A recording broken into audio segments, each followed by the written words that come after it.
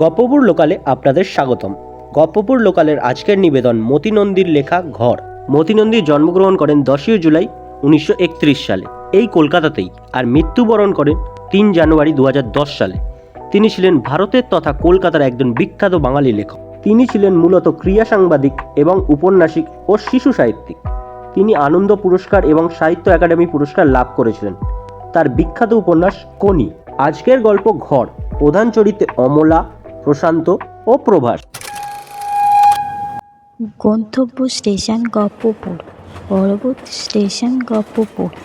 সকল যাত্রীদের উদ্দেশ্যে জানানো হচ্ছে, পুরো গল্পটি শুনে মন্তব্য এবং উৎসাহ প্রদান করার জন্য অনুরোধ করা হচ্ছে। 4টি ভাই এবং তাদের বউ ছেলেমেয়েরা থাকতেও অমলা জানে পৃথিবীতে তার একটি মাত্র ভরসা অন্ধ বুড়ি মাটি। ছাদের এই ঘরটিতে সে থাকতে পারছে যেহেতু মাকে দেখাশোনা করার আগ্রহ কারণ নেই, এবং মা বলেই বারান্দায় ফেলে না রেখে আস্ত একটি ঘরে থাকতে দিয়েছে।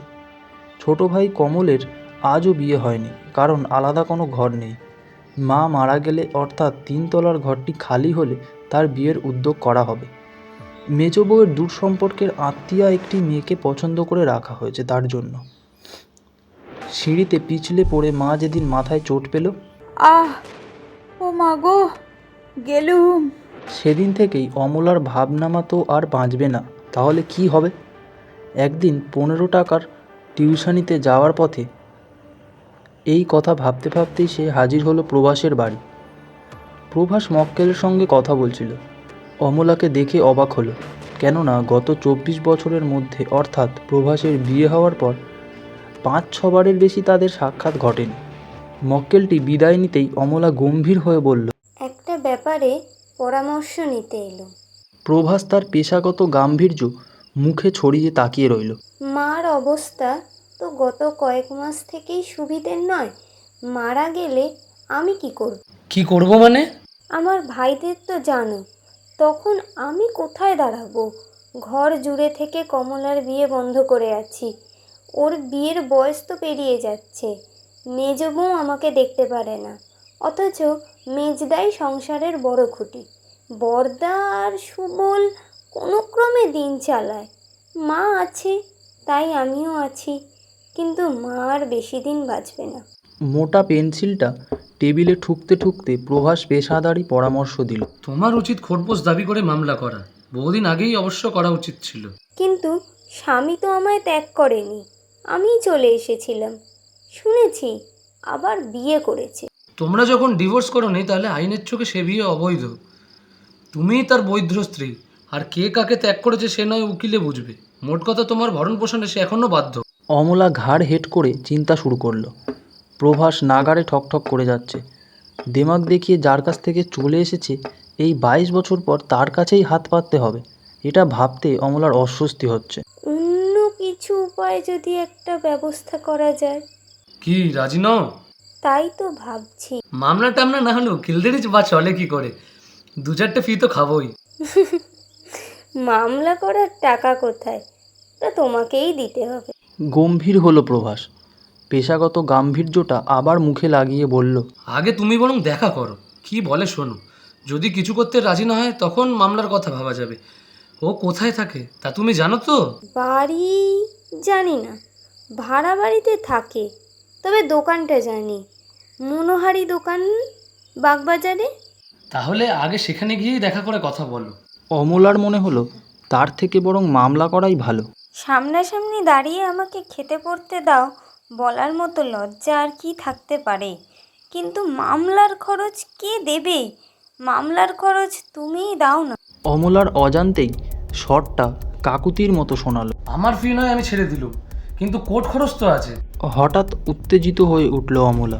আমার এই অবস্থার জন্য দায়ী কে? আর কয়েকটা টাকার জন্য সাহায্য করবে না? প্রভাস এমনভাবে তাকালো যেন শেখানো সাক্ষীটি বক্সে উঠে উল্টো কথা বল। কে দায়ী? আমি? তোমার চিঠিগুলোই তো সর্বনাশ করে ওর হাতে পড়ে। সে তো আর তোমায় তাড়িয়ে দেয়নি। এই তো বললে নিজেই চলে এসেছি। হ্যাঁ, তোমার উপর ভরসা করেই চলে এসেছিল। আমি তো তোমায় চলে আসতে বলিনি। কোনো চিঠিতে কি সেরকম কথা ছিল? বোকামি করেছো যেমন, তার ফল তো তোমাকে ভোগ করতেই হবে। অমলা থিতিয়ে গেল। প্রভাসের মুখে বিরক্তি, অস্বস্তি। শীতকালেও কপালে ঘাম ফুটল। দুটো কাঠি ভেঙে সিগারেট ধরাল। চিঠিগুলো কি তোমার স্বামী রেখে দিয়েছে? না, কি বলেছিল? শুধু বলেছিল একেই কেন বিয়ে করলে না। ওকে বলিনি যে তুমি আগেই বিয়ে করেছো, বড়লোকের একমাত্র মেয়ে। তাতে কি হয়েছে? প্রভাস জবরদস্ত সাক্ষীর মতো রোখা সুরে বলল, তোমার কি হিংসে হচ্ছে? লীলার বাবা না হলে কি ওকালতিতে দাঁড়াতে পারতাম? আমি ওসব ভেবে বলিনি। তুমি চড়ছো কেন? অমলা টেবিলে কনুই রেখে ঝুঁকে পড়ল। গলার স্বর দ্রুত নামিয়ে প্রভাস সান্ত্বনা দেবার ভঙ্গিতে বলল, চটেছি কে বললো? বয়স 50 পেরোলো, এইসব ব্যাপার নিয়ে চটাচটি করার ইচ্ছেও হয় না। অল্প বয়সে ছেলে মেয়েতে মেলেমেশে হয়, বিয়েতে করে সেসব ভুলে যায়। তুমিও বা ভুলে যাওনি কেন? আমি পারিনি প্রভাস, আমি পারি। কান্নার যে ইচ্ছেটা অমলাকে পেয়ে বসেছিল তা প্রভাসের দ্রুত একটানা কথাতে মুছে গেল। ক্ষীণ স্বরে বলল, যা সব লিখেছিলে তার সব মিথ্যে ছিল। কি যেন বলতে গিয়ে প্রভাস থেমে গেল। টেবিলে গ্লাস ভরা জল রয়েছে। এক চুমুকে শেষ করে গ্লাস হাতে ঘর থেকে বেরিয়ে গেল। মুখে মাথায় জল দিয়ে ফিরল। আমি যাচ্ছি। প্রভাস স্থির দৃষ্টিতে তাকিয়ে বলল, আমার কাজকর্ম, ভাবনা চিন্তা সব কিছুরই একটা ছক তৈরি হয়ে গেছে অমু। তা ভেঙে বেরোনোর সাধ্য এখন আর আমার নেই। আমি সুখেই আছি, আমায় তাই থাকতে দাও। আমায় কিছু মনে করতে বলো না। অমলা নিরুত্তরে দাঁড়িয়ে থেকে দেখল প্রভাসের কেশ বিরল মাথাটা নুয়ে পড়ল টেবিলের ওপর। ঘর থেকে বেরিয়ে যখন সে সদর দরজায় পৌঁছেছে তখন ছুটে এলো প্রভাস। তোমায় আমি বরং মাসে মাসে কিছু দিয়ে সাহায্য করব, মামলা করার আর দরকার নেই। অমলার মনে হলো প্রভাস যেন প্রায়শ্চিত্ত করতে কথাটা বলল। ওর ভঙ্গিতেও অপরাধী অনুকরণ। দেখে মায়া হয়। সংসার নিয়ে যেমন আছে থাকুক। তার দরকার নেই, মনে হবে তোমায় ভয় দেখিয়ে আদায় করে। অমলা আর দাঁড়ালো না। বোকামি করেছি কি? আমি কি বোকামো করছি? আনমনে ভাবতে ভাবতে সে বাড়ির দিকে চলল। প্রভাসের এখনও বুকে মোচড় দেয়। ও এখনও অমানুষ হয়ে যায়নি। এর থেকে বেশি আর কি চাইবার আছে? এ বয়সে এ জেনেই সুখ। কিন্তু সে কি করবে এখন? শেষে কি ভিখারির মতো হাত পেতে খোরপোশ নিতে হবে? বয়স প্রায় 50 হতে যাচ্ছে। এখন আর কোনো রকমে বোকামি করা চলবে না। প্রভাসের প্রস্তাবটা এক কথায় নাকচ করা বোধহয় ঠিক হলো না। রাস্তা পার হবার জন্য সে দাঁড়িয়েছে। পিছন থেকে সরস্বতী বালা ডাক দিল। দিদিমণি, অমলাদের বাড়িতে সে কাজ করত। মেজবউ মাস 3 আগে হঠাৎ তাকে ছাড়িয়ে দেয়। বাড়ি যাচ্ছ নাকি? চলো, আমিও যাব। কেন গো? হেস্ত নেস্ত করবো একটা, নয়তো আত্মঘাতী হব। দেখো ছোটবাবু কি সর্বনাশ করেছে আমার। সরস্বতী বালা দেহের সামনে থেকে আঁচলটা সরালো। কদ্দিন? 4 মাস। এখন আমি কি করব বলো তো? ললাকে সন্দেহ শুরু করেছে। ছোটবাবু বলেছিল আলাদা ঘর ভাড়া নিয়ে আমায় রাখবে। চোখে জল নিয়ে কথা শুরু করে গনগনে রাগে শেষ করল সে। অমলা সিঁটিয়ে গেল কেলেঙ্কারির কথা ভেবে। অমলা বলল, আমার একটু কাজ আছে সরস্বতী, আমি যাই। বলেই অমলা হাঁটতে শুরু করলো। ব্যাপারটা জানাজানি হলে অবস্থাটা কি দাঁড়াবে? কমল যদি বুদ্ধিমান হয় তাহলে টাকা দিয়ে মুখ বন্ধ করুক ওর। এসব মেয়ে মানুষেরা তো টাকা পেলেই খুশি। তবে কমল টাকা পাবে কোত্থেকে? তা যদি থাকতো আলাদা বাসা করে বিয়ে করতে পারতো। এখন যদি এই ঝিটাকেই বিয়ে করে বসে। হাঁটতে হাঁটতে অমলা বাগবাজারের দিকে চলে এসেছে। আর কিছুটা গেলেই প্রফুল্লর দোকান। আজকেই কথা বলে দেখি। মান সম্মান নিয়ে বসে থাকলে এ বয়সে চলে না। তেজ দেখবার বয়স চলে গেছে। লজ্জা কিসের? বিয়ে তো হয়েছিল। এই ভাবতে ভাবতে অমলা দোকানের সামনে দাঁড়ালো। খদ্দের ভেবে এগিয়ে এসে প্রফুল্ল কাউন্টারে ঝুঁকে বলল, বলুন। 22 বছর দেখেনি, সুতরাং পরিচয় না দিলে হয়তো চিনতে পারে। নিজের নাম বলতে অমলার সংকোচ হলো। কিছু কিনতে আসেন। মুখোমুখি দাঁড়িয়ে চোখে চোখ রেখে সে বলল। চশমার পুরো কাঁচের পিছনে প্রফুল্লের দুটি চোখ বিস্ময় প্রকাশ করতে করতে হঠাৎ সংবিত পেয়ে তীক্ষ্ণ হয়ে গেল। দোকানের আলো মলিন, সামগ্রীগুলোও মলিন। এর মধ্যে দাঁড়িয়ে অমলার যাবতীয় উত্তেজনা স্বাভাবিক হয়ে গেল। তাহলে কি চাই? স্বরে গাম্ভীর্য পরিমাপ করে অমলা বুঝল চিনতে পেরেছে। কথা ছিল। প্রফুল্ল এক দৃষ্টে তাকিয়ে রইল। ডান গালের আঁচিলটা হ্রাস বৃদ্ধি ঘটেনি। গোঁফটা আগের থেকেও মোটা। জামার কলারে ময়লা, নখগুলো বড়, চামড়া খসখসে। এইসব জিনিস অমলাকে একদা বিরক্ত করছিল। এখন সে তাই বোধ করল। আমার সম্বন্ধে কি ভেবেছ?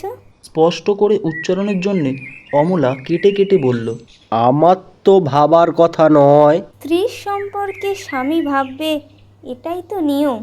স্ত্রীরও তো নিয়ম মানার অনেক কিছুই আছে। তাছাড়া তুমি যে আমার স্ত্রী, কে বলল? আইন। হো হো, আইন দেখাতে এসেছো? বোধহয় তার কাছ থেকেই তামিল পেয়েছো ঝগড়া করার জন্য। প্রফুল্লর অবয়ব প্রস্তুত হয়ে উঠেছে। অমলা ধীর কণ্ঠে বলল, তার কাছ থেকে তামিল পেলে এখানে না এসে কোর্টেই যেতাম। প্রফুল্ল থতমত খেল। বিচলিত হয়েছে বোঝা গেল হঠাৎ ঝাড়ন নিয়ে প্লাস্টিক ব্যাগগুলো ঝাড়ার বহর দেখে। এই সময় এক খদ্দের এলো পাউরুটি কিনতে। অমলা একধারে সরে দাঁড়ালো। যাবার সময় লোকটি অভিযোগ করল, কালকে রুটি শক্ত ও বাসি ছিল। কোম্পানি যেমন দেয়, আমি কি বল? কোম্পানিকে জানান। লোকটি চলে গেলেই অমলা বলল, তাহলে কি, ভাইদের সংসারে আছি, তাদের অবস্থা এমন কিছু ভালো নয়। এই বয়সে রোজগারই বা কী করব? শাড়ি গয়না চাই না, খাই খরচের টাকাটা তো দেবে।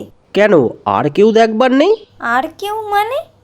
যদি না দিই? তাহলে মামলা করে আদায় করো। যদি বলি তুমি স্বেচ্ছায় গেছো, আমি বরাবরই তোমাকে কাছে রাখতে রাজি ছিলাম, এখনও আছি। আমি বলবো মিথ্যে কথা, বলবো প্রমাণ করো যে আমি স্বেচ্ছায় চলে গেছি, বলবো আরেকটা বিয়ে করার জন্য তুমি আমাকে তাড়িয়ে দিয়েছো, বলবো আমি এখনও তোমার কাছে যেতে চাই।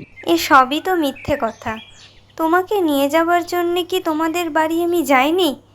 কি বলেছিলে মনে আছে কি? যখন দরকার বুঝবো যাব। 2 বছর অপেক্ষা করে তবেই বিয়ে করেছি। সেই চিঠিগুলো যদি তোমায় ফেরত না দিতাম তাহলে কি বলতে পারতে প্রমাণ করার কথা? এখন বুঝতে পারছি চিঠিগুলো না রেখে আমি বোকামো করেছি। খদ্দের ঢুকতেই প্রফুল্ল থেমে গেল। জুতোর ক্রিম আছে? নেই। বলে দিয়ে কাউন্টারের ডালা খুলে সে বেরোলো। দোকানের দরজাপাল্লা বন্ধ করে মাত্র একটুখানি খুলে রাখলো। দাঁড়িয়ে কেন, এই টুলটায় বসো। অমলা বসলো আর বলল, কি কাজে লাগবে ভেবেছিলে? প্রফুল্ল কাউন্টারে কোনোই ভর দিয়ে দাঁড়িয়ে বলল, অন্তত ওগুলো দিয়ে বাধ্য করতে পারতে তোমাকে বিয়ে করতে। আমার তো বিয়ে হয়ে গিয়েছিল, আর ওরও বিয়ে হয়ে গিয়েছিল, তাই ওসব চিন্তা আমি করিনি, করে লাভও হতো না। তোমার না হোক আমার তো হতো, তাহলে খোরপোশের কথা আজ উঠতো না। এই তো দোকান দেখছো, কতই বা রোজগার মাসে? বড় জোর 200 টাকা। এর থেকে 40 টাকা করে যদি দিতে হয় তাহলে আমার সংসার অচল হয়ে পড়বে। তাছাড়া এখন যদি বলি তোমাকে নিতে আমি রাজি আছি, তুমি কি আসবে? পারবে আমার সংসারে থাকতে? প্রফুল্ল চোখ সরিয়ে গণেশ মূর্তিটার উপর রাখল। অমলা ইতস্তত করে কোনো ক্রমে বলল, ছেলে মেয়ে কটা? বড়টি মেয়ে 18 পড়লো। সম্বন্ধ করেছি, তবে সকলেরই খাই বেশি। পরে 4 ছেলে, সবাই পড়ছে।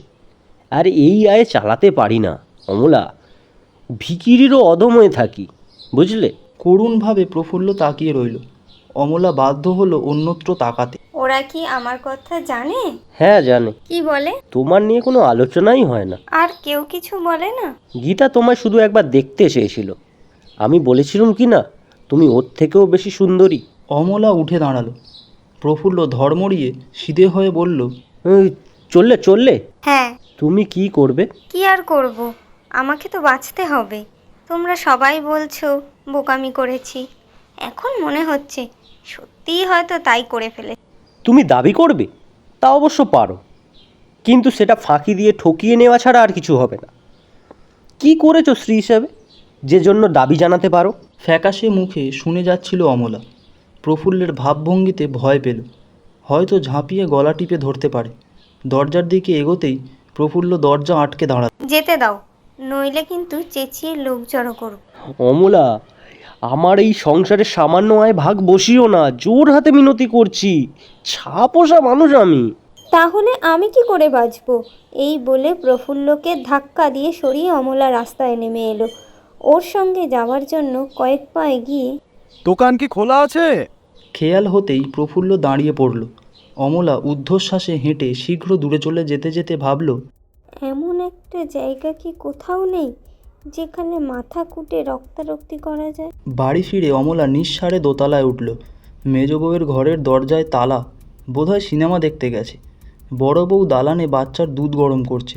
ফিসফিস করে অমলা জিজ্ঞাসা করলো, কেউ এসেছিল? কে আবার আসবে? বড় বউ কাজে মন দিল। অমলা 3 তলার সিঁড়ি ধরল। যেখানে বাঁক নিয়েছে সিঁড়িটা, এক ফালি চাতাল বেরিয়ে গেছে।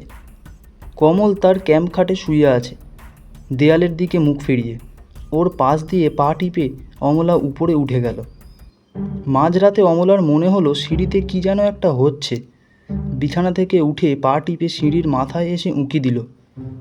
অন্ধকারটা চোখে সরে যাওয়ার পর বুঝল উঁচু মতো কিছু একটার উপরে দাঁড়িয়ে এক ছায়ামূর্তি কড়িকাঠে কিছু একটা বাঁধছে। কমলকে ধমক দেওয়ার জন্য নিঃশ্বাস টেনে এবং ওকে ব্যাঘাত না দিয়ে বিছানায় ফিরে এসে অমলা সেই নিঃশ্বাস ত্যাগ করল। শেষ হলো আজকের নিবেদন মতি নন্দীর লেখা ঘর। অমলার চরিত্রে ক্যামেলিয়া, প্রভাসের চরিত্রে রণজয় রায়চৌধুরী, প্রশান্তের চরিত্রে পলরব এবং অন্যান্য চরিত্রে প্রতিমা শিকারী নস্কর, সুভাষিস মণ্ডল, সুমন নস্কর, অভিরাজ আশিস, টুকটুকি পাল ও সোমাশীল। গল্পপাঠে শুভ, সমগ্র পরিচালনায় আমি পলরব, ধ্বনি পরিকল্পনা ও পোস্টার ডিজাইন রিতম পাল। আগামী সপ্তাহে ঠিক সোমবার ভারতীয় সময় ঠিক রাত 9:24 ও বাংলাদেশি সময় ঠিক রাত্রি 9:54 আরও একটি গল্প নিয়ে হাজির হবে গপ্পপুর লোকাল।